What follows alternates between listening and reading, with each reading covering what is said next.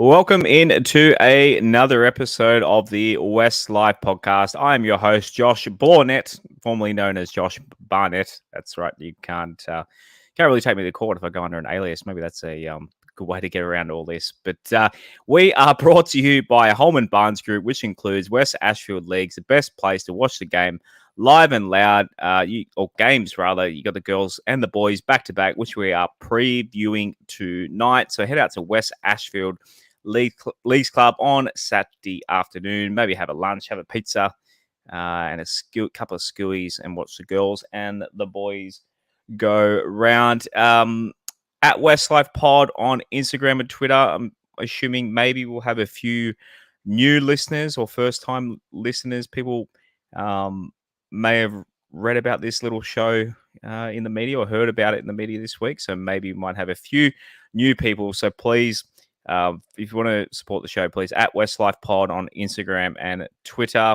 And there's a link on those profile pages where you can find everything, all our pipes for the podcast itself, our YouTube channel as well. Shouts to all the people watching us live again, our regulars steaming in. Thank you. We love you guys as well. And we love our Patreon members who have been, you can imagine our Patreon Discord channel has been pretty fiery, or not fiery, but constant banter and lots of discussion this week. But what's happening in the news? Patreon.com/WestsLife. If you want to take part and support the show, we might need a little bit, as much support as we can get. But in all seriousness, we just want to talk footy. Eventually get back to talk about hopefully the West Tigers pulling an upset against the Chookies this weekend. And Mr. Bashara, or as Dean Ritchie calls him, Mr. Baccara. It always sounds a bit Italian. Roberto Baccara, how are you on this Wednesday evening? I'm excellent. Thanks, Josh. How are you? Good evening, listeners. It's been an interesting 48 hours to say the least. Just like to say a quick thank you to everyone that's reached out to you, Aaron, and myself, and everyone involved at WestsLife Podcast. Really appreciate messages and the likes and the comments. And, I think I've tried to get back to everyone, but if I haven't and I've missed you, I apologize. But it's been interesting. But we should thank someone for bringing a lot of traffic our way. We really appreciate it. Jason just realised that Az isn't here yet. He's on his way. He asked, has he been taken out? No, he hasn't been taken out. His dinner. There's a whole pizza gate with Az tonight, so I'm sure he'll explain when he comes on the show. We didn't want him to come on the show hungry, so there's a bit of an issue with his dinner right now. He'll be on hopefully in the next 10 minutes or so. We'll see how Az goes. He can get some food in his belly and then come on the show, because we don't want him. We want him to bring the energy tonight. So get those calories into you Az, and then jump on the show. And let's get started with the slide up there for those watching live. First, let's talk about our sponsor, West Ashfield. So as I mentioned at the start of the show, get out to West Ashfield on Saturday afternoon to watch the girls and the guys. We love our friends at West Ashfield. We've got the Garden Bistro there, pizzas there. Rob will attest, as well as when he gets here, his pizza tonight isn't from West Ashfield.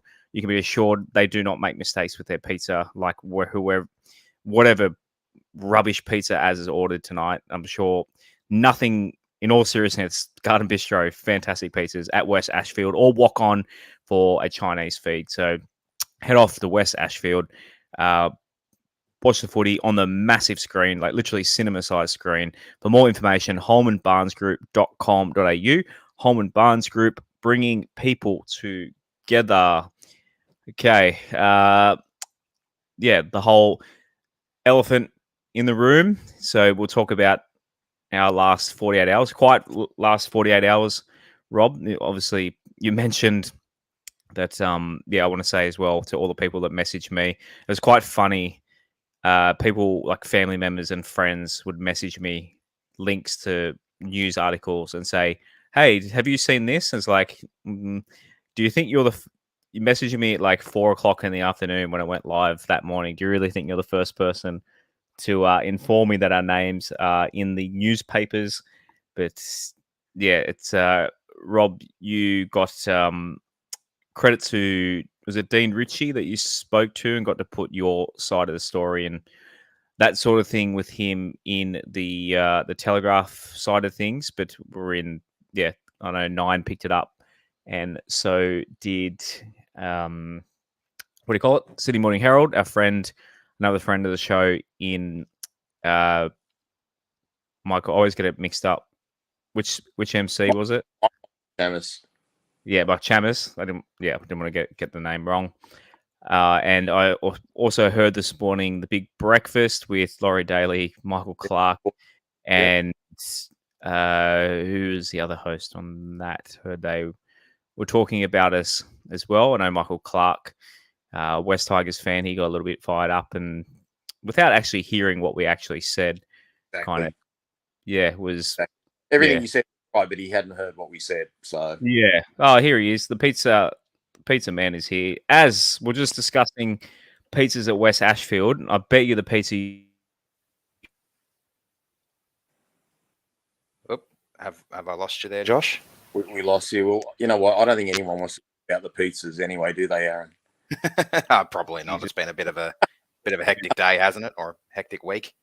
Hectic 48 hours. But look, while Josh is frozen, I should just give a big thank you to Dean Rich for doing what he did, getting both sides of the story, and thank Michael Shamus, because one of our friends on Twitter, Bradders, I tagged a whole bunch of journalists on Monday night after the show, and Shamus was one of them, and he tagged it, and Shamus rang Lee Hedgepentelis and got his side of the story and put it online, and then I sent Michael a DM and kind of said, hey mate, there's two sides to the story. Do you want to get our version or not? And Michael Shamus was really courteous and friendly about it. Took our views, as you can see on the screen there. We got our quotes in, we had our say, and he said, mate, he goes, I've got no beef against you guys whatsoever. I'm just a journo. And he said, look, he goes, enjoyed being on the pod last year, and he said he's happy to come back on anytime we want. So yeah, cool. He's a legend. Shamus to do that. He's a cool bloke. Yep.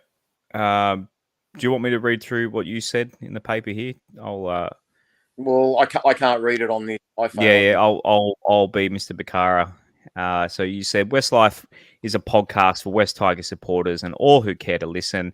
We own our opinions on Hedgepentelis, which we are entitled to. Given our decline under his tenure, we won our first game since May 18.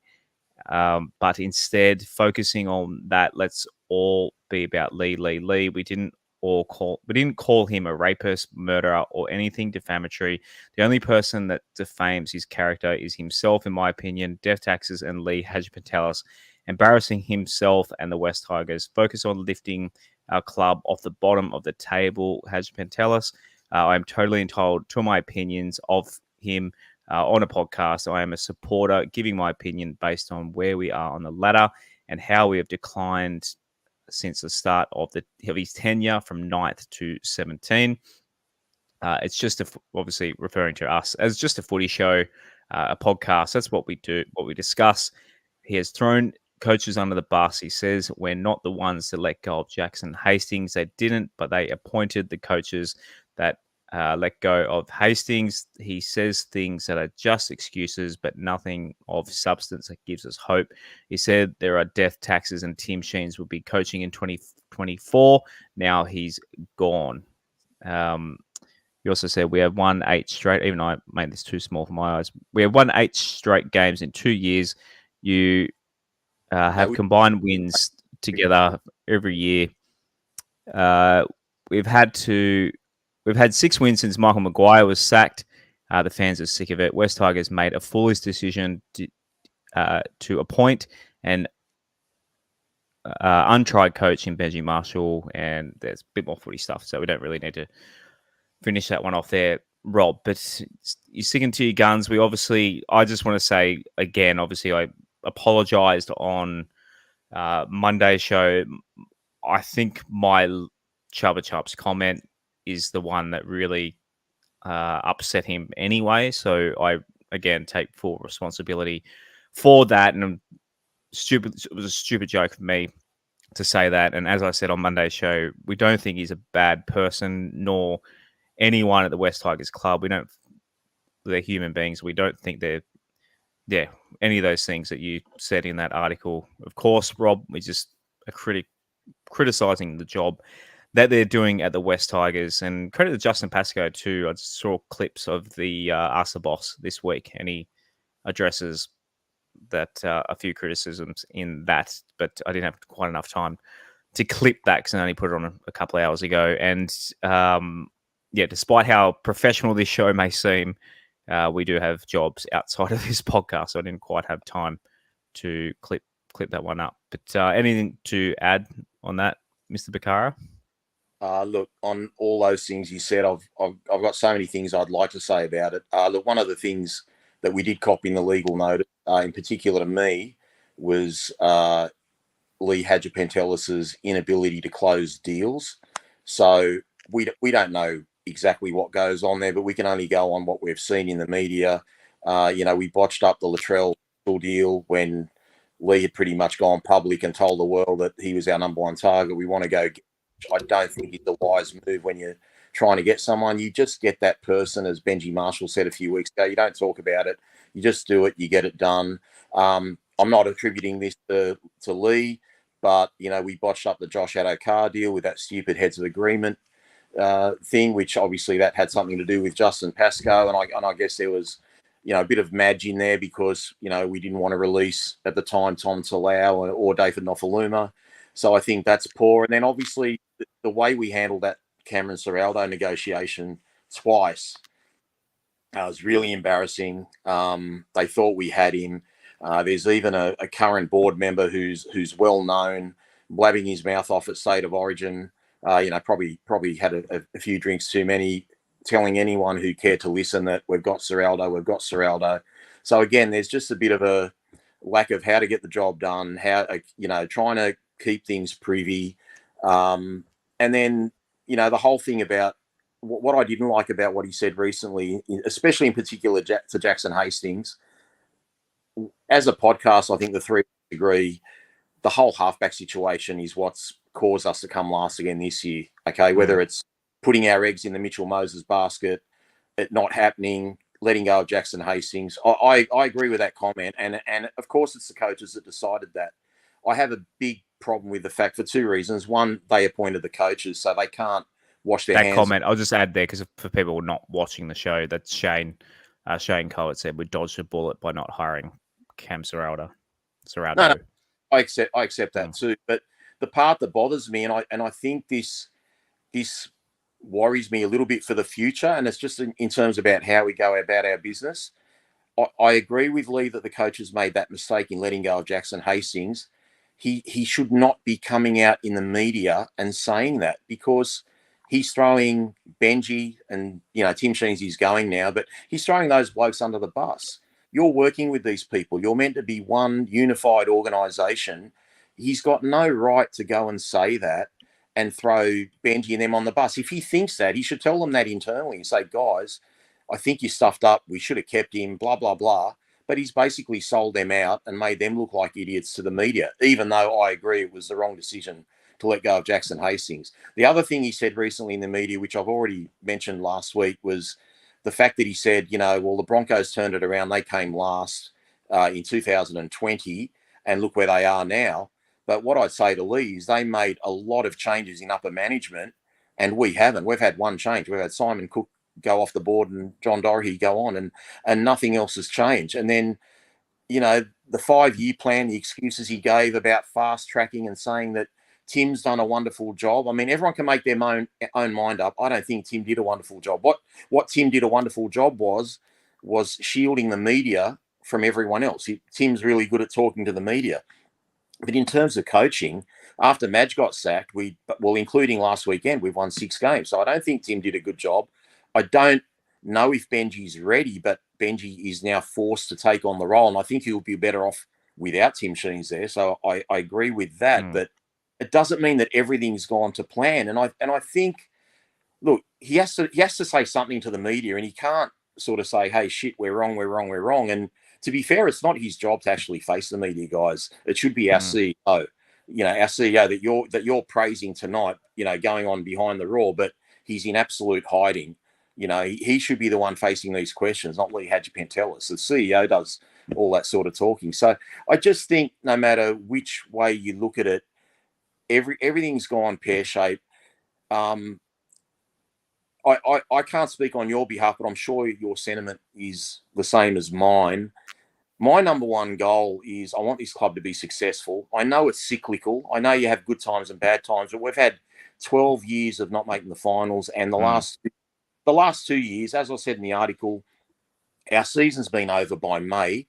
We're always like at May, we're mathematically possible of making the finals and need to win 14 or 15 games out of the last 17. Like, we've just had no fun for the last few months. Unfortunately, we have nothing to talk about, but what is wrong with our club and what can we do to change it? If the management were doing their job, if we were bordering on the 8, having come last year, I think we'd all be saying, well, you know what, they finally got their act together. But what have we seen in the last month, guys? We've seen, the Fulton Marshall rift. Benji a couple of weeks ago in New Zealand saying no comment to a question on Fulton. To his credit, he said the right answer last week. We've made a few signings together, blah, blah, blah. We're working together. So he kind of shut that down pretty quickly. We've heard Hadjipentelis confirm that Farah and Ferner have had, what was his word? A robust conversation after the game, which is basically sugarcoating that they had a massive argument.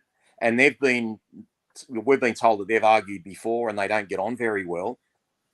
We've had Pascoe have Benji in an interview separately. We've had Pascoe have Fulton in an interview personally. We've had all of them get together. We've had Lee do there is nothing. There are 3 certainties in life. Like, how do you come back from saying that, Josh? So what I mean by that is, how do we trust, respectfully, how do we trust what it says in future?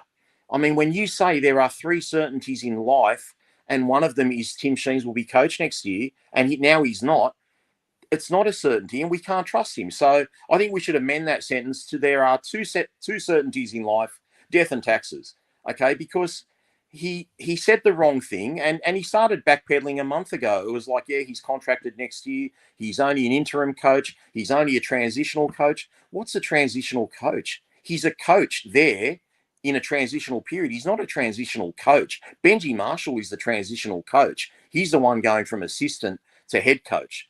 So he just says a lot of things, and I don't think he thinks before he says them. And even today, I was just thinking to myself, guys, maybe he does want to bring all this attention on himself and us and the club. And it's, because every time they mention Lee Hadjipentelis, they say the principal of Bryden's lawyers. Bryden's lawyers, yeah. It's always a nad for Bryden's. And okay, we've probably done the club no good by being involved in the media, through all this. And I sought Dean Ritchie, just for the record. So, I want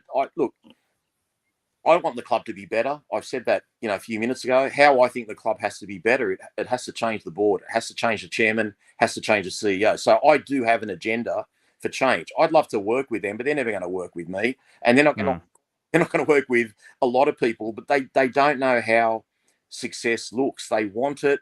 They talk about it.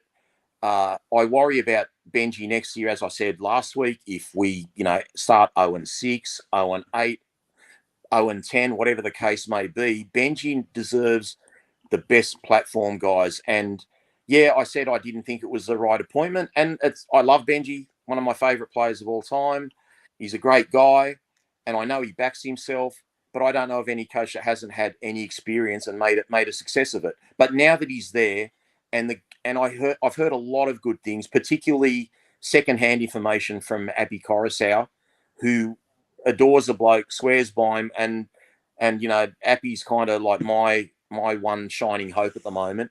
So I believe Benji will be a good coach. I just didn't think he should do it without an apprenticeship, which is, I think it's pretty constructive. I don't think it's being biased. I love Benji. I want him to succeed.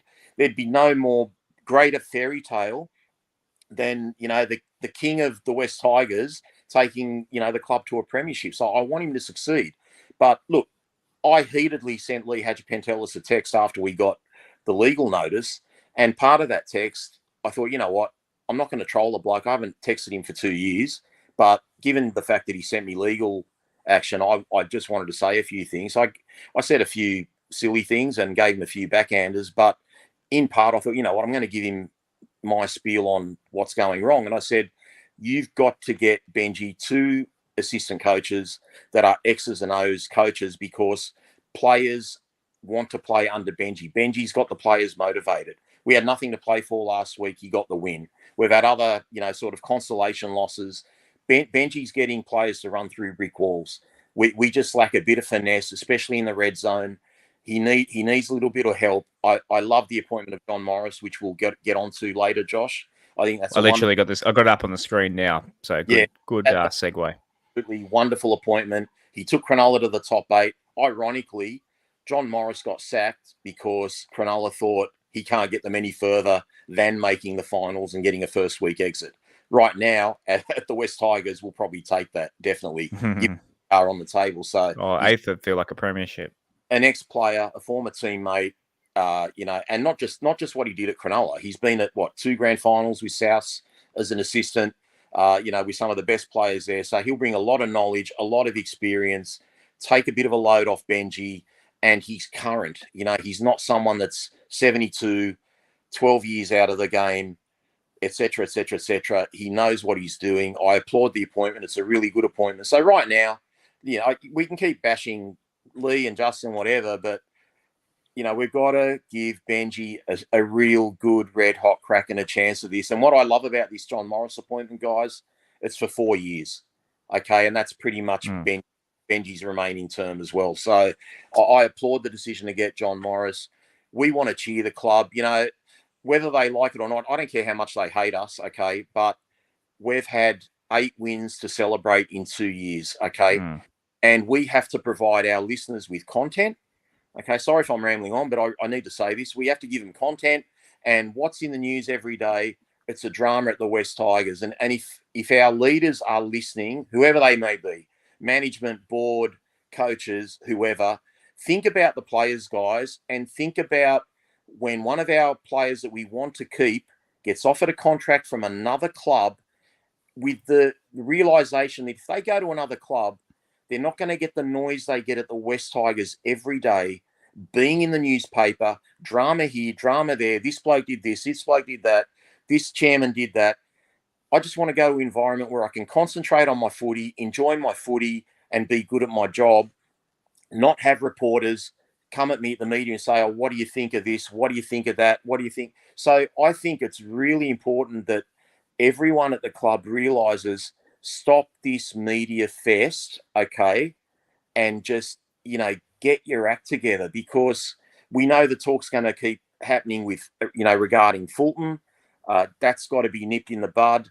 But, in terms of the football side of it, we've got to give Benji support, like every bit of support we can. Benji knows what he's doing, don't get me wrong. He just needs good, experienced men around him, not people that are, the only real experience there was David Furner, who's been a head coach before, and Tim Sheen's had experience, but he'd been out of the NRL level for 11 or 12 years. So anyway, that's enough of my rant, guys. I'll let you guys have a chat, and I'll have a breather and go get a drink. Yeah, I'll get Az's opinion on the John Morris thing, but I'll just add to something you said there in terms of what we want to talk about, and we've said it on the show previously, but for those who don't know, the club denying us access to talk to either the men's or the women's players at the moment. So we'd love to have a chat. We've had former players. We've had Ciro on this year. Who else we have on? Shane Walker. So we've previous, obviously, we've had employees. Farah, Yeah, well, that's in previous years. So previously, we obviously had Sean Blaw, Adam Dwyer, Robbie Farah, the girls on last year, and some of the girl players as well. Tess Daines, who's back this week in the women's side, which we'll talk about as well later in the show. Like, those episodes were awesome, and people loved hearing those in our lighthearted chats with the players as well. Like, we're coming into the off season. It's not like we go to the players and say, "Hey, how about your bosses? Like, what do you think of those guys?" Like, we're not going to do anything like that. It's just literally ask them their favorite restaurants and all sorts of just fun content. So, like, Get to know the people. the people. Like, we're despite the amount of people in comments saying I've never heard of these guys before until they read the articles in the last couple of days, which I thought was pretty funny. But we are a voice to a couple of thousand fans every episode. So let us do some fun content and let the players talk to us, the boys and the girls. The girls, like, we want to get behind, especially as their season continues right up until like mid-September and hopefully right into October. But what are your thoughts on the John Morris appointment today? And how was your pizza, by the way? Well, first off, the pizza was fine. Where'd you get it from? Remade and Domino's. Yeah, and it's not the first time they've stuffed up my order down there. So if it was the first time, I probably would have let it slide. But second time, no, I wanted to make sure I got the right pizza with everything on it that I paid. I mentioned earlier that the pizzas at West Ashfield are definitely better than the pizza you're eating tonight. Absolutely, they were. That was a fantastic pizza. I really enjoyed that one. As for the John Morris stuff, I think it's a really, really good signing. It would have been nice if we could have gotten him as the head coach way back when. We may not be in the situation we're in now. But as for someone who's going to support Benji and be, I guess, a mentor from the assistant coach role for Benji, that John Morris is a good player for that, especially because he's been around the club. He knows what the West Tigers looks like. He's had experience there. And like you said as well, he had that head coaching gig for, 2.5 seasons at the Sharks. Yeah. And they made the top 8 in both of those seasons. And then even in his third season, the timing of his sacking was around the time where they had a really bad, really close comeback loss against the Roosters at the SCG, I think it might have been. So the timing of that all seemed a little bit strange. And I just think it's a really good signing. I think he's going to be great for Benji. I don't know who else is going to be on the staff. I think Benji said that Robbie will still be there. Don't know what's going to happen with all of that. But there's definitely the potential for a good nucleus of a coaching staff there. It's just about making sure the players get behind them. And yeah, I have no doubt they're going to run through brick walls for Benji. I think the game against the Dolphins last weekend proved that they will.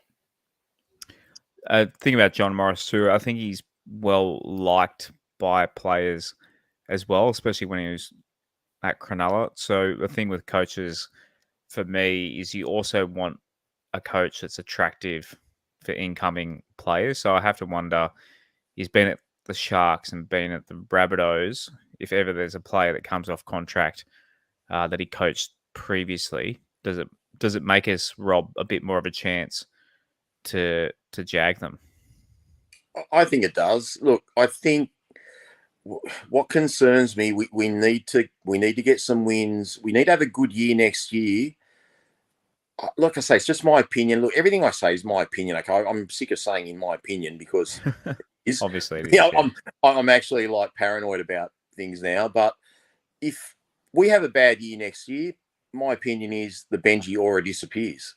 And then what's the point of playing under Benji if we've had a bad year this year when we know he's done most of the coaching and we've had a bad year next year? So I think that aura goes. I think, we need to be promoting exciting times like the club wants to say, instead of having dramas, forget our little stuff the last 48 hours. Because like I said, if you take that 48 hours out, we've been either interviewed or in the media for the wrong reasons, probably 10 out of the last 30 days for bad stuff, not the stuff that they're trying to clickbait us about, genuine news stories. And the club has to stop that. And, it's honestly, like, the thing I miss the most, Josh, and I'm just being selfish here, I just miss getting excited for game day. I miss, Aaron Thompson inviting me to his wedding, and it's on Sunday August the 24th, and I think, no, the Tigers are playing that day. I'm not going to the wedding. You know, like my life revolved around when the Tigers played. Okay, and getting on game day and just ripping into the game, whether I was at the game or watching the game, and just feeling pumped and excited. And I'm like watching the Dolphins game, guys. I'm being honest. I had no feeling because it's a nothing game. And whether we won or we lost, it to me, it's like big deal right now. I know we should have pride in the jersey, and they did. Full credit to them. The boys won. But, you know, our season was over in May, 2 years in a row, 0-5, 0-7. And, you know, there's coming last and there's coming last. Like, we were last, like out of the blocks last. You know, we weren't like we've won our first 3 of our first 5 games, then we fell in a heap, or, you know, we're doing a South Sydney. We're first on the table a dozen weeks ago, and, you know, we're going to drop out of the 8 if we lose to the Roosters. It's, you know, like, it's just, we've had no hope, like zero hope. And we want to embrace our club and love our club. I don't love the club. I actually hate my club. I love my team. I love the players. I love the coach. I love the current coach. But I hate my club because they've made me miserable at times. They've made me depressed. They've made me cry. Embarrassed. They've made my sons not want to go to games with me. Okay, it's like, what for?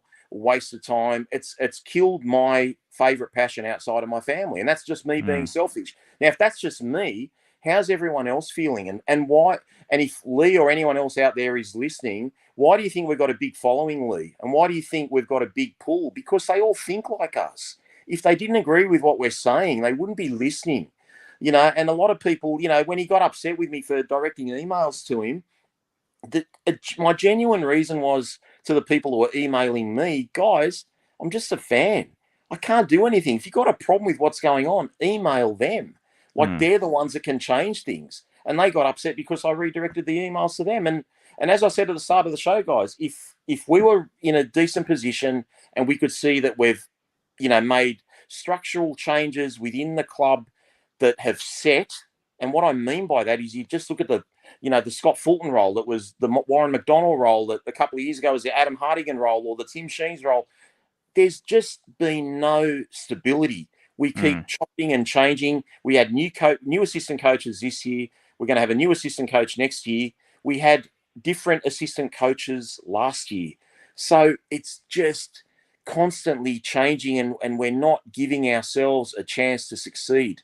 So, you know, I go on, you know, with venom and, you know, from my spleen and all the stuff that was said about me, because I'm frustrated to the shithouse. I can't even yell anymore, mate. It's just not worth it. You know, like, my health is more important than that. But we need everyone on that board and the CEO to not feel comfortable when they put their head on the pillow at night.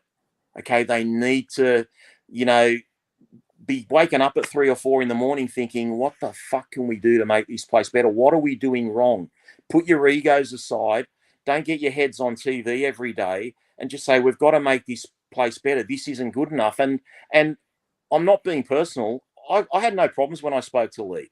When I spoke to Lee for 20 minutes, he's very personable over the phone. We had a really good chat. But I take issue with him because he's the boss. Right now, he's the boss. The board make the decisions. He's the boss of that board. So he needs to be the one that sets the standards, and I don't think he is. And I don't think taking us supporters, members, fans as fools with some of his comments, like he said recently on NRL 360, that everything's going gung-ho and fine and whatever. I mean, most people can make up their own mind, but I'm sure the majority think, what a load of shit. So, you know, I don't know, man. I just go around in circles saying the same thing in different ways, week after week after week after week. I just want next year to be different. You know, the reality is, with the football side, you know, Benny Lai said it tonight on NRL 360, we've got 5 internationals in our pack. Okay, this team did not deserve to come 17th. Okay, we were missing a general. We've been missing a general for the prior 10 years. One landed on our lap last year. Stupidly, we were told he was a lock and we shipped him off to Newcastle. Absolute stupid decision. It's done now. Hopefully Aiden Caesar does the job. We will support him. Hopefully Jaden Sullivan does the job. We'll support him. Whoever they get, we will support.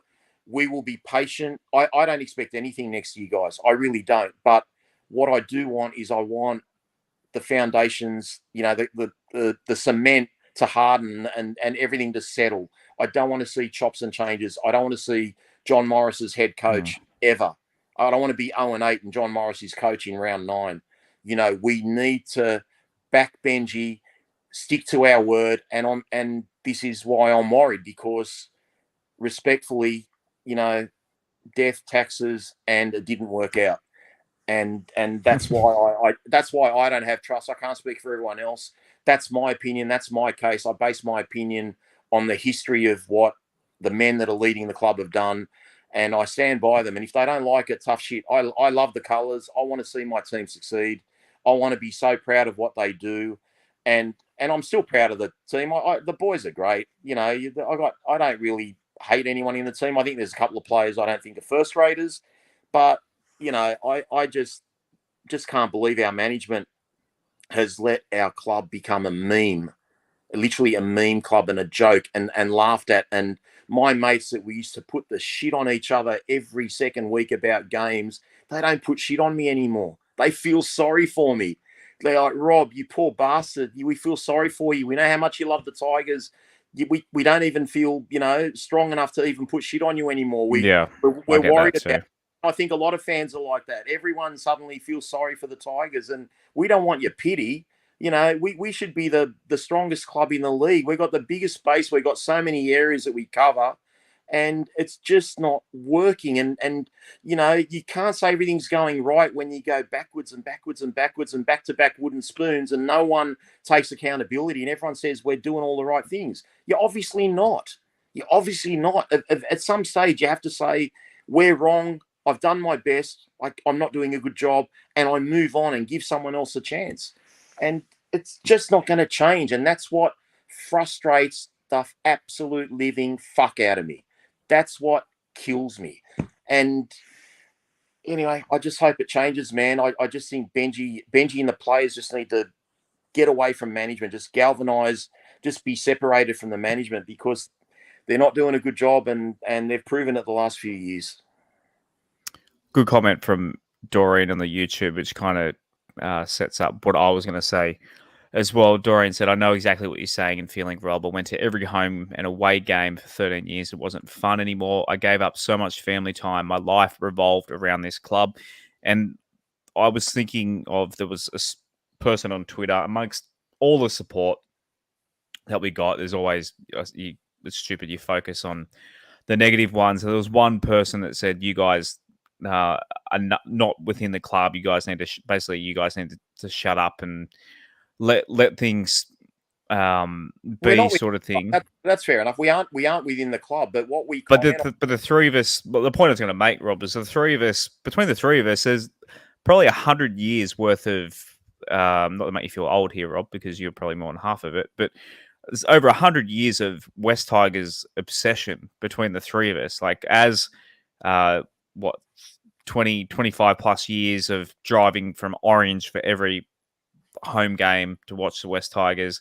I'm in my mid-30s, and I've been known since I was 6 years old as the guy that always wears Tigers gear. I drive since 2005 when I got my driver's license. Every single game, I've flown around the country to watch them, got the jerseys, paid thousands of that, emptied my bank account year after year after year for memberships, like all that. And Rob, obviously, 5 decades of Tigers fandom yourself, and being like, you're there in the leagues. Obviously, we're talking pre-merger here, but you're there at the leagues clubs and talking to players and like all sorts of things. So people can say, yes, no, we're not the club itself. We're not at Concord ever in knowing the full what's going on internally and that sort of thing. But I mean, do you think you're going to get that sort of with all respect to Chris Warren? I think he does a great job, and he's much more media savvy person than the three of us. He's a full-on pro, but he's not ever going to be able to talk about the hard issues and the negatives like that. As I've said in the past, that podcast, is enjoyable as it is, it's always going to be a PR push, and also the one that for some reason a CEO does. as well. It's always going to be like talking themselves up. They're never going to address issues and have the hard conversations like we will. So, I mean, I'm not saying this to expect every West Tigers fan out there to enjoy our show, and there's plenty of people that don't, and that's totally fine. But, I mean, the three of us have, I think, created a great little community here, and as the comments come through week after week, our loyal listeners and in our Discord and everything, man, we are just passionate West Tigers fans that are obsessed over every single thing. And as Rob says, it's that obsession's become exhausting, as Doreen said in the comments. We're the West Tigers are our life, and West Tigers are just absolute embarrassment at the moment. Like as Rob said, people come up to me, fans of all clubs. I kind of now miss my Roosters fan mates giving me shit when we lose to them by a field goal or that sort of thing. Whereas at the moment, it's just like if the West Tigers win a single game, it's like get messages of congratulations, they finally did it. So we're not within the club, but man, we're three passionate fans, and we just want we want our beloved club. The West Tigers, as Rob said, they're the number one outside of our families. They're the number one things in our lives. Is that sad? Maybe. Non-sports people probably don't understand that, but we're passionate. That's all. Yeah, it's our thing. It's our love. That's why we love them. But anything to add to all that, as before we move on to our rest of our previous show? I can relate to how you guys feel when it comes to going to games or the lack of going to games now, I guess. When I was going to games, I would sit there eyes glued to the field the whole time because I was so excited. I was ready to watch the team play. But a lot of the time this year, I found myself not even being bothered to watch the game at times. I just sit there browsing Twitter on my phone or something like that, just because I don't feel as into it as I normally do. And I realized that when I was driving back from CommBank the other day, just how much time how much time I'm spending not focusing on the game, just because it doesn't feel as exciting as it used to. And NRL as a whole doesn't feel as exciting as it used to. I'd normally watch every game I could possibly find, or every game I could possibly watch, I'd watch. And the job I worked last year before I moved from Orange earlier this year, it was a job where I could still watch every game.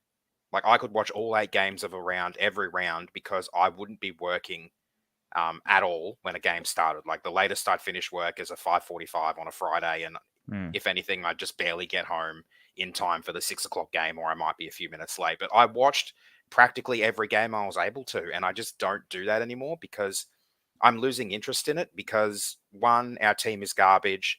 2, we're in the media here, there, and everywhere. Shit story after shit story after shit story.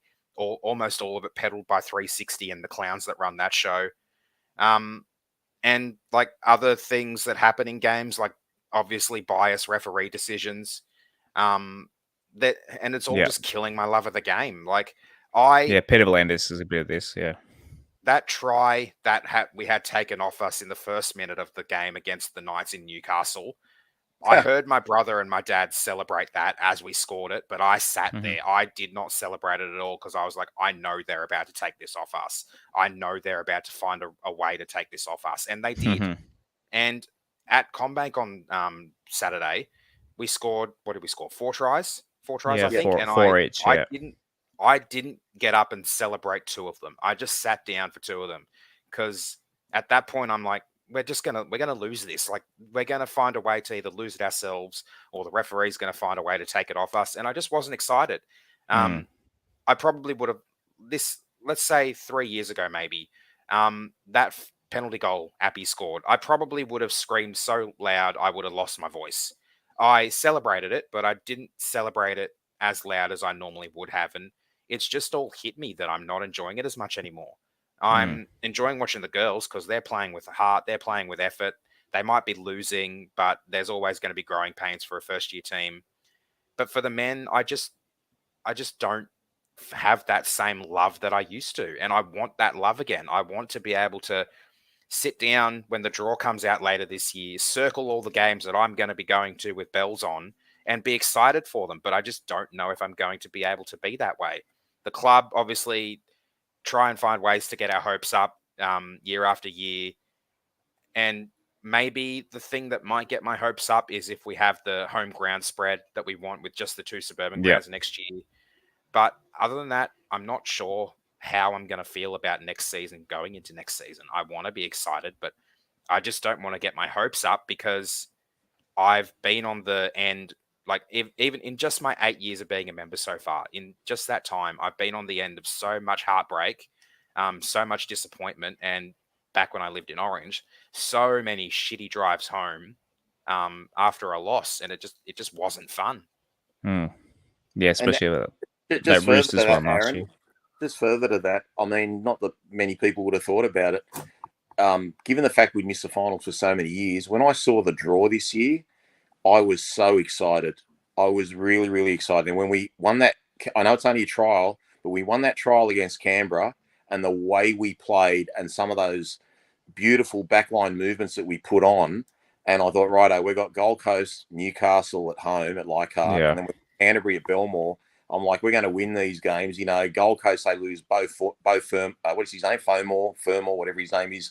You know, just before the game. Newcastle, we played them. You know, without they didn't have a player for 20 minutes basically, and then we played Canterbury, who were just absolutely shithouse, and we still found a way to lose to them. And like you're 0-3 when you know you're hoping you're going to be 3-0, but you're thinking you'll at least be 2-1. And I thought we just couldn't have had a more perfect draw to get off to a good start. And if we could just win those first couple of games, I thought we could really build on something. So I just hope next year, for example, no matter what we do in the off season, might all go great.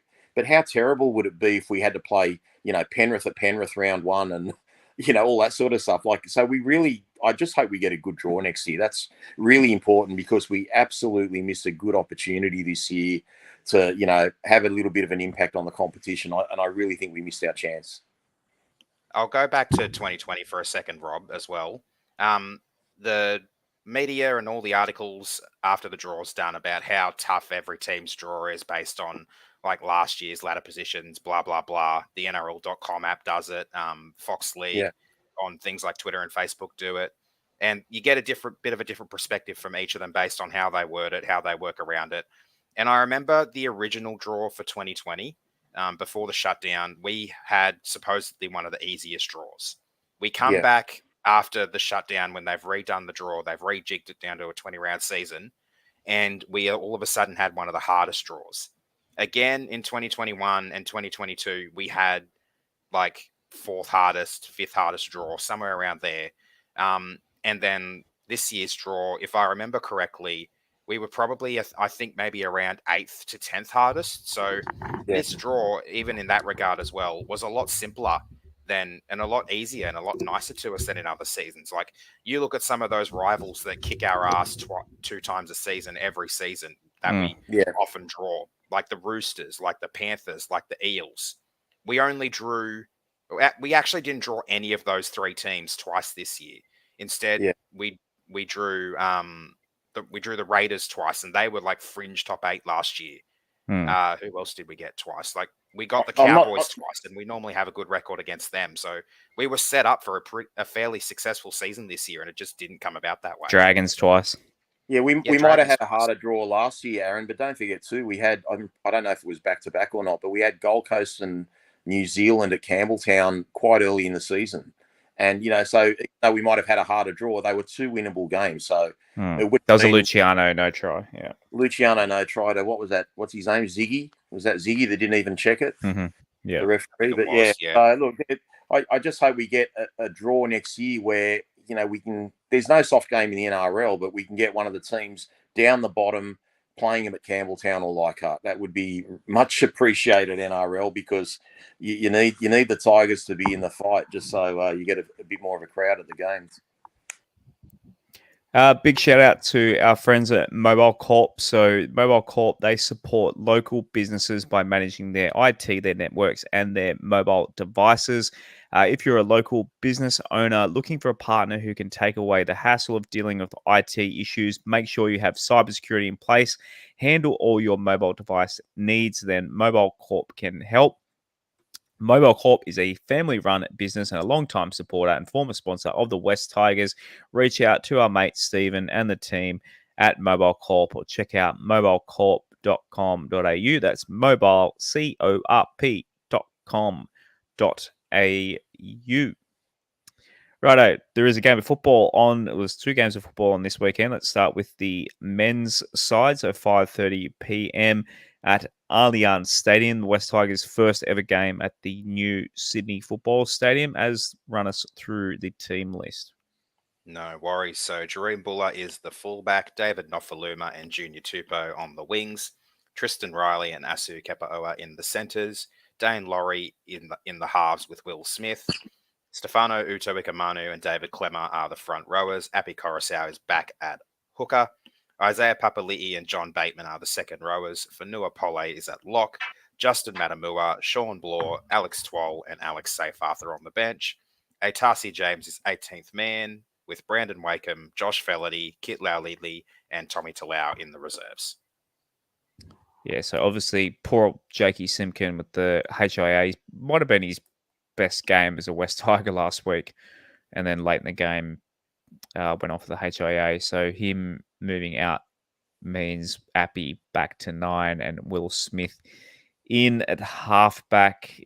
Man, I didn't think losing Jakey Simkin, with all respect to Jakey Simkin, that's a big out, Roberto, with that shuffle, because I mean Appy did a remarkable job at halfback on last Saturday. He certainly did. I think it'd be fair to assume that Appy would have been halfback again this week if Jake Simkin was available. Look, I'm really surprised with Will Smith. The conclusion I come to with that is Brandon Wakeham won't be at the club next year. I didn't think his fall of grace was going to be that bad. Admittedly, his last couple of games were poor, but I thought he'd done a reasonable job overall. And most importantly, not that we're worried about goal kicks so much, but he's a good goal kicker, good general kicker, and his defence is pretty good. Will Smith will definitely provide more of a spark in attack. He's really good at running a straight line, digging into the line and sort of creating that extra man. But defensively, I am just not a fan of Will Smith. He was quite poor when we played the Sharks at Combank Stadium, and he's obviously going to be on the left side of the ruck there. So he's going to have our new friend from the Roosters, Mr. Wong, running some strong lines at him this week. And I just hope he can do a job and tackle. But yeah, I think the writing's on the wall for Wakeham, unfortunately. But I think Brandon Wakeham overall, given that he's been on a minimum contract and didn't have a full preseason, I think he's done the club a really good service this year. So, just surprised not to see Wakeham there. But in all honesty, I don't think we're too much hope of winning. I think the Roosters have got too much out wide for us. But we'll get on the Roosters shortly. Is Will Smith and Dane Laurie played together in the halves this year? Is this another halves combo? I think it is, because Will Smith's played 2 games, has he? Yeah, one of them he was in the halves with. I think he might have been in the halves with Wakeham for both of them, because he was the number 6 and Wakeham was the 7. I think we've had 7. Is it 7 halves combos this year? Now, obviously, Adam Dwyer getting injured affects that, but so we've had Brooks and AD, Brooks and Laurie, Brooks and Wakeham, Brooks and Wakeham, Smith and Wakeham. What am I missing here? I feel like it's like a math buddy algorithm. Mate, I think I need a Smith and Wesson. Smith and is that a cigarette? That's a gun. Oh, okay. Do we have Dewey and Wakeham at all? Only in the trial. Did we have it in the regular season? They definitely played together against Canberra in the trial, but I guess you can count that. I guess that they did play together. So yeah, so it might be 8 combos. So I mean, no continued. I mean, it's all down to injuries. I don't think. Well, I think Dane Laurie should have got a crack at 6 earlier. Laurie and Brooks is another one. Yeah, so I think I said Laurie Brooks, but I think Laurie Brooks was our best one, and it's two guys leaving for next year. So, no Brooksy, no Simkin. Yeah, big outs for us. So, Oh yeah, Jason D says Toa played 5/8 one game. Yeah, Stafford is against Melbourne at Campbelltown. Yeah, we had That's Stafford right, Toa. Yeah, he's another halves combo. He was the Canberra. That would have been Toa and Wakeham. That would have been a genius move for sure. There is no Yeah. way. So might have been, no way Benji put Toa at 5/8. I'll have to count them up. It's between how many games is this? This is our second last. It has to be our 23rd game. Yeah, 23 So games will be this one. We might have had average a new halves combo every 3 games by the end of the season. 2 or 3 games. Yeah, which is crazy. Like, how many teams make a finals doing that? But No. Not many, if any. Tristan Riley get another crack. I'm happy for him. I thought he showed some good signs last week. Were there Felity? How do you say it again? I always get it that wrong. Josh Felletti. Josh Felletti. Yeah. Like against the Roosters, a bit tough, but man, I mean, Kepa Owa, I guess he ran the ball well. I don't know. I just want to say, I want Felletti to get a crack. I don't know. I want to see something new, something fresh before the season ends. Matamua on the bench. I'm glad for him too. They moved him to the 14 as opposed to the 17. What that means doesn't really matter. Sean's in the 15 this week, so as opposed to, I think he was he the 17 last week? So yeah, he was the 17. Matamua started as 18, but came into the. Does that mean you have to buy a new jersey, Josh? That's my point. I mean, I should remember the 17. He literally pulled it off his back, literally right in front of me. So, of course, I remember that. You got all hot and heavy when it happened too, didn't you? Oh yeah. He was nice and sweaty when I put my arm around him for that photo. And that jersey the jersey that I was wearing has not been washed yet. As runs through the Roosters lineup for me. Okay, Joseph Manu comes into fullback, replacing Tedesco. Daniel Tupou and Joseph Akusu Swali'i are the wingers. Billy Smith and Corey Allen are the centres. Luke Keary in the halves with Sam Walker, who is back. Jared Warrior-Hargreaves and Lindsay Collins are the props. Brandon Smith is the hooker. Siua Wong and Nat Butcher are the second rowers with Victor Radley at lock. Sandon Smith, Fletcher Baker, Terrell May and Angus Crichton are on the bench. Drew Hutchinson is 18th man with Egan Butcher, Zach Docker-Clay, Fatalaga Pauga, who we remember as Junior Pauga, and Nafahu White are the reserves. Yeah, a couple of ex friends of the West Tigers in there, Zach Docker-Clay and what was that last one that you said? Yeah, he was in our lower grades. Pauga. Yeah. Pauga. Pauga, sorry, yeah. They're both in our lower grades last year. So Wong, I haven't seen much of Wong. Did he debut recently? He's been in there for a few weeks. He runs some really good lines, and he scored a couple of tries as well. But I just got to say, guys, Josh in particular, I think Aaron would easily get a job on SBS. What do you reckon? His pronunciation of every name is unbelievable. Yeah. You just get a gig there straight away, mate. Yeah, so, I think I tried. I think I said this on a previous episode. Just clip some of these readings of the teams that you do, and we'll just send them into SBS for you, mate. The next, what was the guy on SBS that read the news? George Danikian. The guy with the black. Yeah, George Danikian. Really yeah.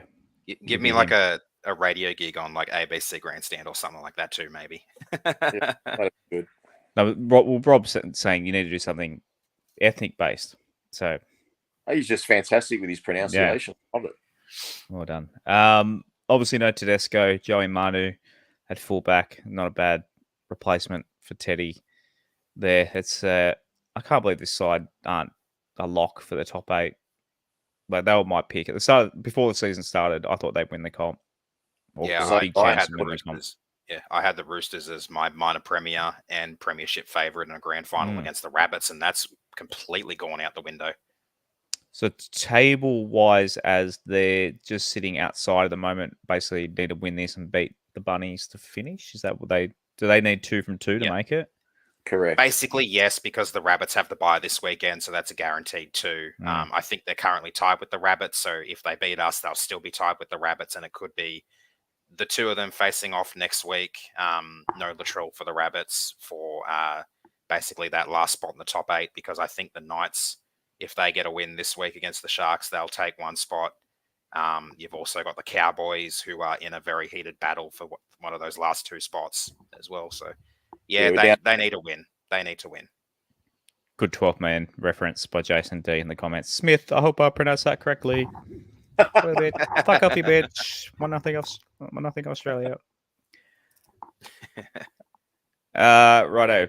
Moving on to New South Wales Cup. So they're playing at Wenty Park. I think they actually play in the middle of the Greyhound track now, the Roosters second grade. I remember Jack Johns playing. He's mentioned he's playing for the Knights at the moment. He mentioned on the Johns family podcast. They actually play in the middle of the Greyhound track now. I didn't realize there was. I actually used to train for rugby at Wentworth Park, not inside the Greyhound track, but I used to train Thursday nights next door on the fields there for rugby, and often we've lost him again. I played Oztag there for a bit. There you go. Oh, for fuck's sake. Can you hear me? Yeah, you're back, mate. You're back. How much of that did you hear? Oh, we only missed about 3 or 4 seconds. Okay, sweet. Yeah. Wenty Park, 2 p.m. on Sunday. They should have Greyhound races in between. That'd be pretty cool. Have the dish lickers on with the footy at the same time. What more do you need? So is it a double header with flag? It is, yeah. So 12:15 for Flegg. And who we got? So if you want to see Tommy Talau, his last couple of games before heading Wakeham's off to Manly, yeah, Brendan Wakeham, a lot of players moving on next year as well. Who the Chooks got in there? Anyone? Jackson Polo's in there. Napa, yeah. So Corey Allen, yeah, Jackson Polo, yep. Isn't Corey Allen in first grade? He's in the reserves, I think. No, I'm sure he was in the centres.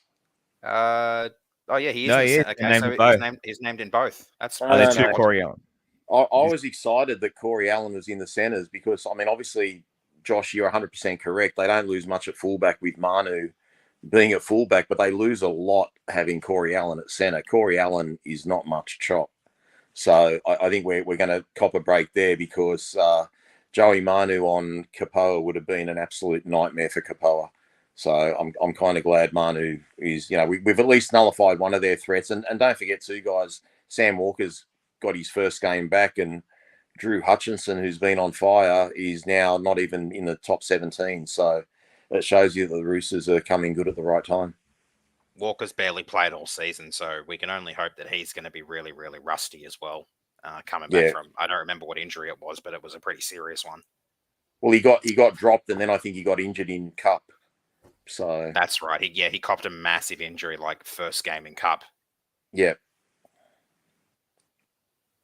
And then I think he's played the last couple of weeks in Cup, and now he's come back. Yeah. In Flegg, you can see Felity, Tumis in there as well. So if you, another Kepa Ola, Polito, Az, help me out. Patello, Kepa Ola. As my eyes as much as my mouth.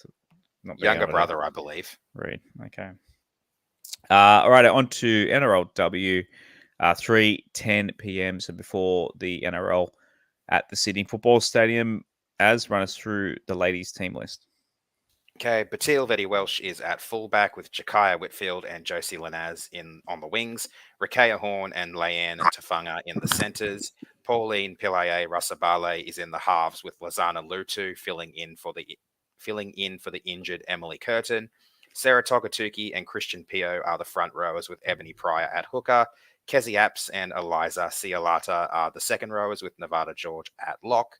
Sophie Curtin, Imogen Gobrin, Jessica Kennedy, and friend of the show, Tess Staines, playing her West Tigers NRLW debut, are the bench.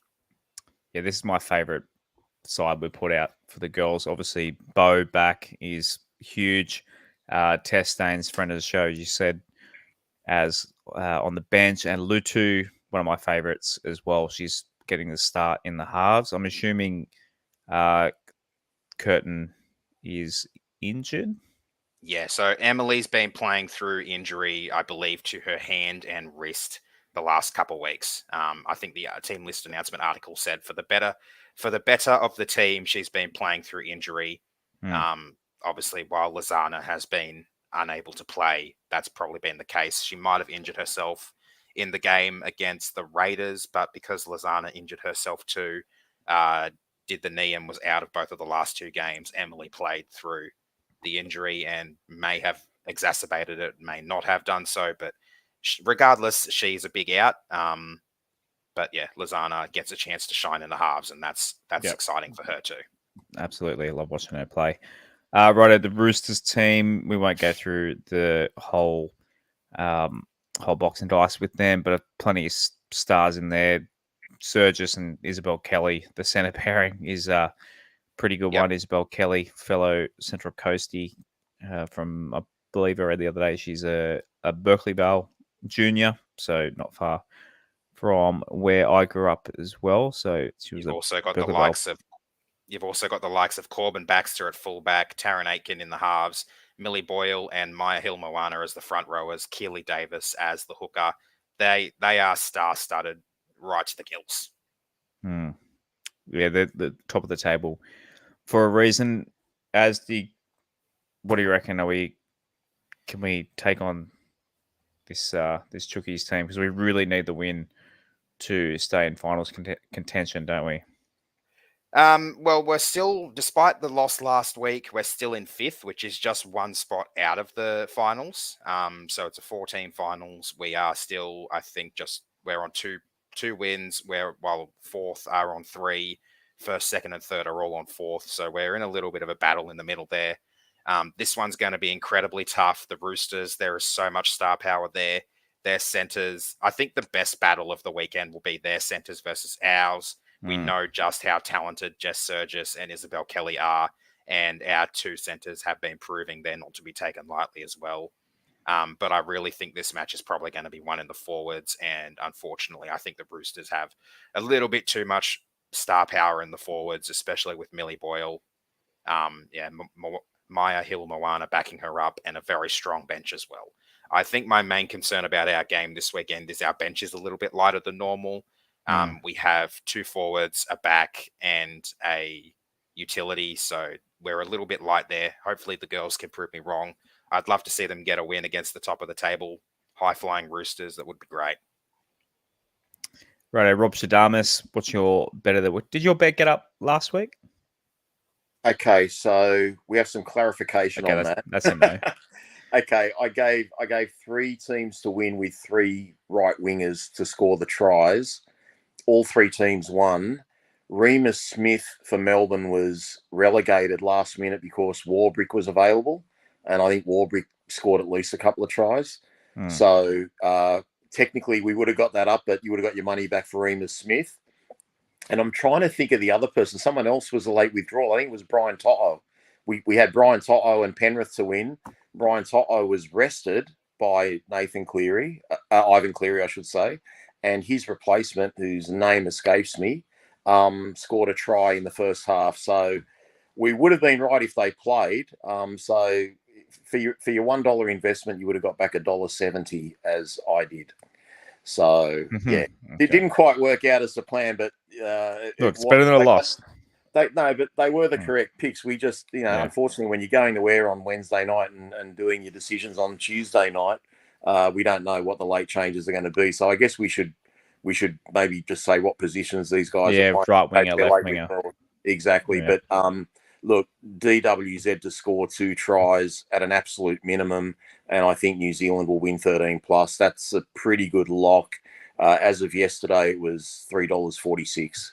And yeah, I'm absolutely. You can be certain of death, taxes, and that's it. Robstrdamous right there. That's my third one. I won't be going back on that one. Jason D asked, does it work like the old doubles for replacement? I assume no, it doesn't. double them. Yeah, no, you just your multi. It just pulls it from your multi, and it brings the odds down for the remaining legs. So, no, you just, as Rob said, it just brings the price down.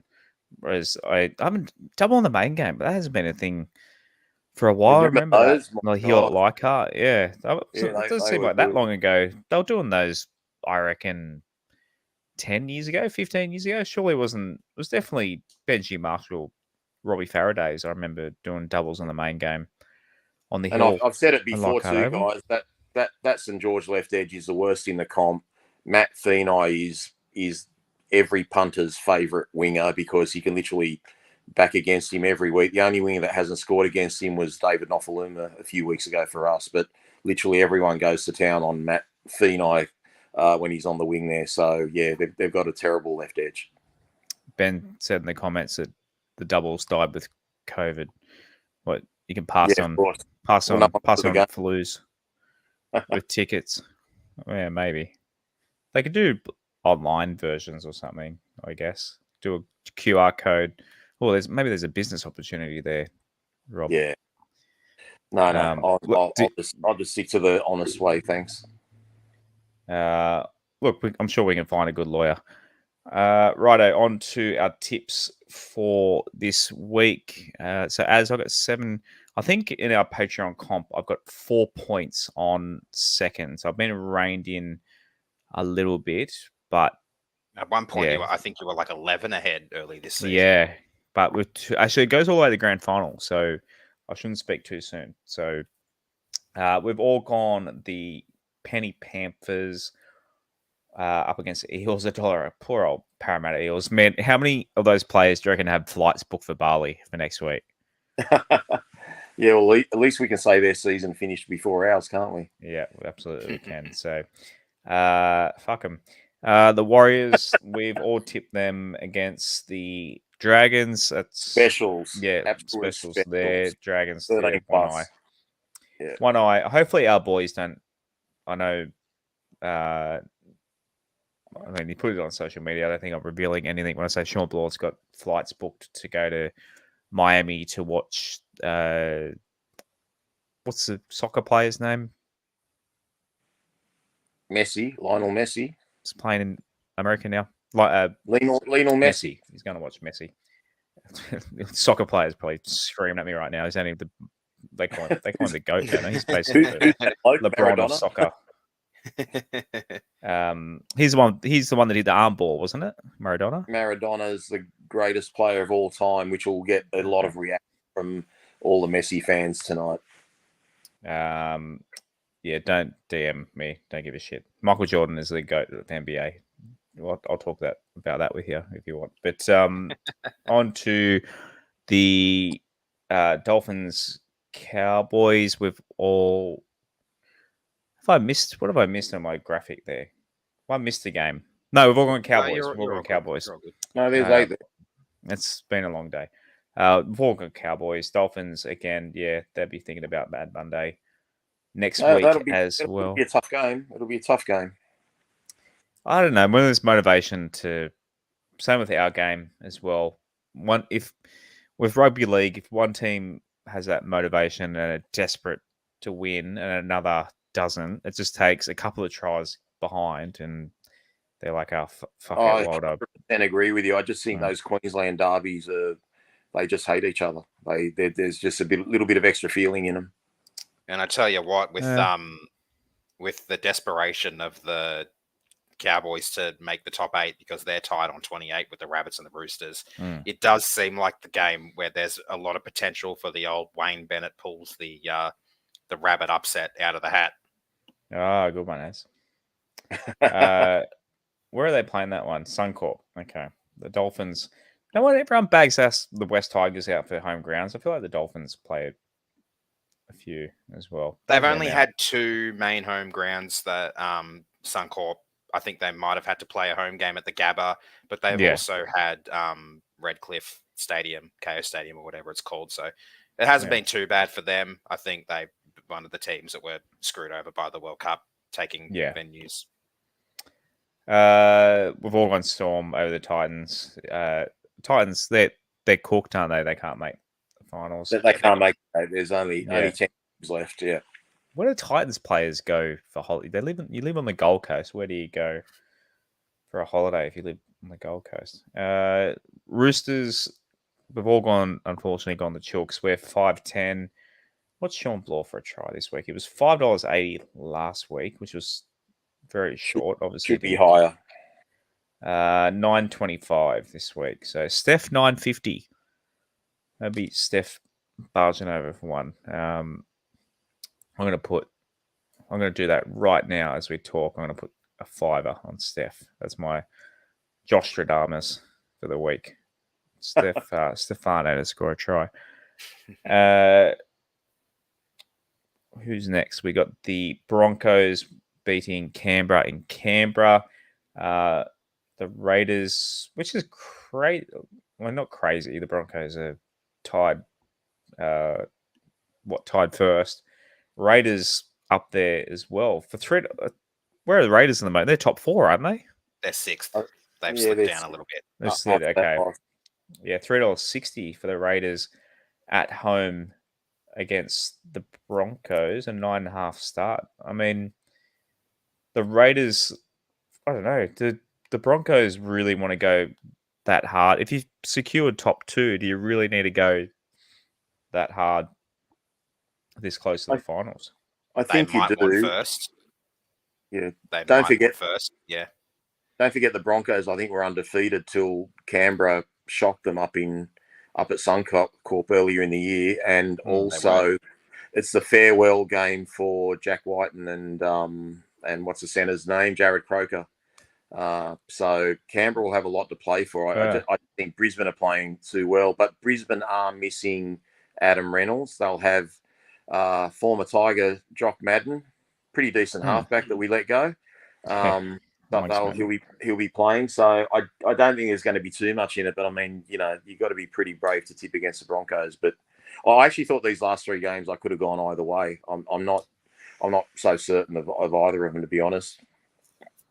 And I'll tell you, back on the ladder as well for that game, the Raiders, while they are in 6th and on 32 points, their position isn't safe yet because their differential is so bloody bad. At minus 108, they could still be overtaken by the Knights, the Rabbits, or the Roosters and the Cowboys. Any of those 4 teams, or 3 of those 4 teams even, could still overtake them. So they need one more win, and they could be desperate for that this week. I don't know who they have next week, but you beat me to it. They'd be pretty desperate for this win to ensure their spot in the finals. And at home too. So it might be a bit cold. A cold Canberra Saturday night. I'll try and find out who they got, Aaron. Give me a sec. This is the only game we're different. I've gone the Doggies at home against Manly. Manly, I've just purely gone the Bulldogs. Who knows? Both teams can't make the finals. The Dogs are at home. I don't know. I thought maybe they'd do something for their fans. They're $2.86 outsiders. So I thought, fuck it, I'll roll the dice with the Doggies and hope that Manly just fuck around for the last 2 games heading into the off season. Yeah, very tough game, Josh. I mean, I think Manly are a better team, but I mean, last week was a devastating loss, given the circumstances in New Zealand, and knowing now that they can't make the 8, that could be a massive letdown. So I got no problem with you tipping the Bulldogs there. It's a 50-50 game for me. That's at a core stadium, so I might have to remember to lock my windows on Sunday afternoon. The Knights, we've all tipped them against the Sharkies, but who knows with that one? Yeah, that's a really hard game. Knights are at home. That's the hardest game around. Yeah, I might swing a late change in that game. And by the way, Canberra have Cronulla away last round, so they are certainly not safe if they don't win this week. For sure. Yeah, so they'd be desperate for a win against Adam Reynolds-less Broncos. Yep. Would Ricky Schultz's job be on the line if they don't make the finals? No chance. He's too good mates with the NRL 360 guys and the rest of the media, isn't he? He's the only coach who could have a 0-game winning win 0 games in a season and probably still have a job the following season because he's such good mates with the media. Patreon.com/WestsLife. That's West with an S. Just in case you. That's another. Where did I see it? Might have been a child that had West Tigers on the game, so I won't really bag out a child. But West, I saw someone. People still, after 25 years, say West Tigers. West with an S. I posted it in the Discord. A picture of, I forget where I found it, but someone did. Say West even some Tigers. media outlets get it wrong. Still, it gives me the shits. But anyway, just the one Discord question, and it's from Ben Ellis. He said, "This is my theory on the Brooks barbecue. Brooks wants a barbecue, but his missus says no." Because he will spend too much time with his barbecue instead of helping out with his infant. Then when the West Tigers ask him what he wants as a farewell gift, do you guys agree? Please don't sue me, Brooksy, as I'm not saying you are a negligent parent. This is just a joke. I think it was just an in-joke. It's not doesn't look like an overly great barbecue. It was only a little one. I think it was just all an in-joke. I honestly, of all the things the West Tigers have done this year, I think this was just a bit of a joke sort of thing that people bitching about this. Well, it shows you where they've got to find something negative out of everything. Yeah, like who cares? Exactly. I mean, Brooksy mentioned on their podcast that he likes cooking, and I don't know. The thing is too, if you give gifts to players too, you got to declare it as part of the salary cap. So I guess I mean, we've got plenty of room probably for a $700 barbecue, I guess. But you can't give a player a gift and not declare it as part of their salary, unless it's a third-party sponsor, I guess. But it's a gift from the club. But who knows? The club might not even check that, and they might get fined for it. So we won our first game last weekend, Josh, since May the 18th, and NRL 360 didn't want to talk about that or the goal that hit the crossbar. They wanted to talk about the barbecue. So it just shows you where they're at. Good point from Jason. I think a guy on $1 million a year can afford. He's probably got a great barbecue at home, so he'll probably just, I don't know, put it in the caravan. It's good. I don't know. Put it at his holiday house. Well, supposedly on Twitter, someone, I forget who it might have been, but one of the Tigers supporter pages said that supposedly Brooksy asked for the barbecue. Yeah, who knows? But I don't know, because he looked pretty surprised when he like was presented with it on Saturday. I wasn't too sure about that myself, but it was mentioned. You sure he didn't ask for a farewell barbecue? As opposed to an actual barbecue. just wanted a barbecue, like actual. That's also a possibility. Yeah, a BBQ with 3 Bs. Yeah, the other B's a typo. It's not a BYOBBB. Yeah, that's it. BYOBBB. That went over Rob's head, I think. Simpsons reference. Shane Coet, our Patreon Benji Marshall tier member, he just said tonight, be who you are and say what you feel, because those who mind don't matter, and those that matter don't mind. Going to Shane. Good way to finish the show tonight. So shouts to all our Patreon members. Now, our review of this game, we're going to do it Sunday night instead of Monday night, and then the Wednesday show probably going to do a little bit later because work arrangements and that sort of thing. As I said at the start of the show, it may be surprising to some that we do have jobs outside of this podcast itself, and so I mean, if you're going to sue me, you're not really going to have much financial benefit from it, because I've got to work 2 jobs to pay a mortgage for a house in Sydney, and put a toddler through daycare. So, but all seriousness, Sunday night 8:30. If you want to join us for our live show, I know we are too. We like the creatures of habit sort of thing, and I'm sure everyone.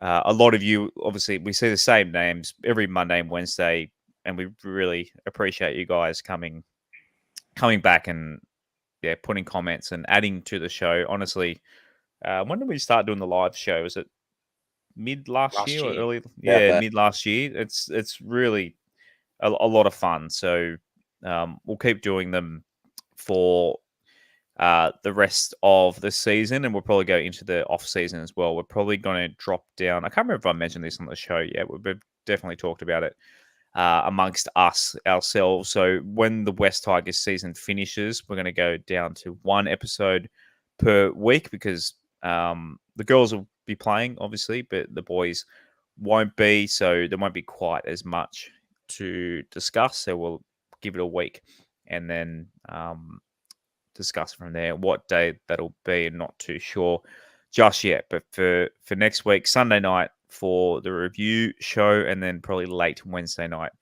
for the final preview show of the year. We might even try and do an episode in the off season with our beloved Patreon members. Maybe, we'll find a venue somewhere that has good internet, maybe better internet than I've got for some reason at the moment, where we can live stream and have all our boys and girls with us to have a barbecue. Maybe Brooksy's house. Right. Thank you again to all of you that are tuned in tonight and listen to this on our podcast Pipes as well. Anything to add, boys, before we say goodnight to Big Dog and head into our Chookies doubleheader? No, just stay safe and enjoy the footy this weekend, and hopefully we will have something positive to talk about on Sunday night. And if we don't, then that's just the norm. Yeah, I have to agree with that. Hopefully we've got a win to talk about. It'd be nice to almost end the Roosters season and say that we did that deed. Anyway, I hope everyone enjoys hope everyone enjoys the footy this weekend. Looking forward to Sunday night show. Sunshine and lollipops for the weekend, boys. Righto. Have a great weekend, everyone. And as always, fellas, go the Tigers. Go the Tigers. Go the Tigers. Thanks for listening to another episode of the WestsLife Podcast. Please follow us at WestsLife Pod on Instagram and Twitter, and facebook.com/WestsLifePod. You can also support and take part in the show at patreon.com/WestsLife, and give us a subscribe on YouTube and turn notifications on. We'll see you again next time on another episode of the WestsLife Podcast.